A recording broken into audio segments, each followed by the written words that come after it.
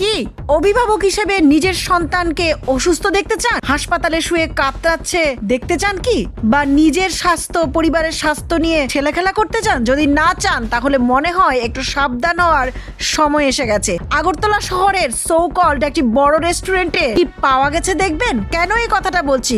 এই খবরটি জড়িয়ে আছে আপনার সুস্বাস্থ্যের সঙ্গে, তাই খবরটি শেষ পর্যন্ত দেখবেন। শহর আগরতলার নামজাদা সুইটস অ্যান্ড রেস্টুরেন্ট মানে শেরওয়ালির দোকানের এগেনস্টে উঠেছে খাবারের নোংরামির অভিযোগ। কতিপয় ব্যক্তি 14 ফেব্রুয়ারির একটা জমজমাট দিনে ভিড় ঠাসা দোকানে গিয়ে একটি মশালা ধোসা অর্ডার করেন পরিবারের জন্য। নিয়ে এসে যখন প্যাকেট খুলেন দেখতে পান সেখানে একটি ইঁদুর মরে পড়ে আছে। কতটা অস্বাস্থ্যকর আনহাইজিনিক হলে এতটা নোংরামি দেখা যায় খাবারের মধ্যে, আপনি বা আমি হয়তো ভাবতেও পারি না। অর্ডার করি, আমরা খেয়ে নিই, কিন্তু বাস্তবিকে এত নোংরামি যদি হয় আমাদের বা আমাদের পরিবারের স্বাস্থ্যের অবনতির দায় কি তারা নেবে? ত্রিপুরা সরকারের ফুড ডিপার্টমেন্টকে বলছি, একটু ভালোভাবে খবর নিয়ে দেখুন আদৌ বড় বড় এই ধরনের রেস্তোরাঁর ভেতরে কি চলছে। সময় এসে গেছে একটু জনগণের কথা ভাবার।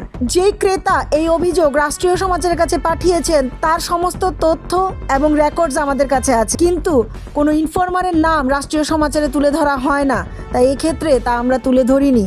আমরা আজকে লক্ষ্মীনারায়ণ বাড়ির কাছে যে শেরওয়ালি আছে ওই শেরওয়ালিতে গিয়েছিলাম আজকে 14 ফেব্রুয়ারি উপলক্ষে। খুব ভিড়ও ছিল, তো আমরা ওইখানে গিয়ে ধোসা কিনে এনেছি।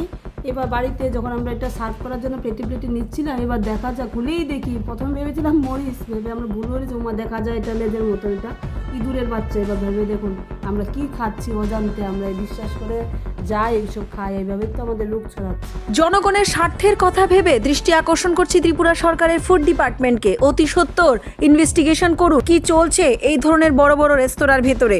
আমাদের স্ক্রিনে দেওয়া নাম্বারে আপনারাও আপনাদের অভিযোগ পাঠাতে পারেন আমাদের কাছে, তুলে ধরবো চ্যানেলের পর্দায়।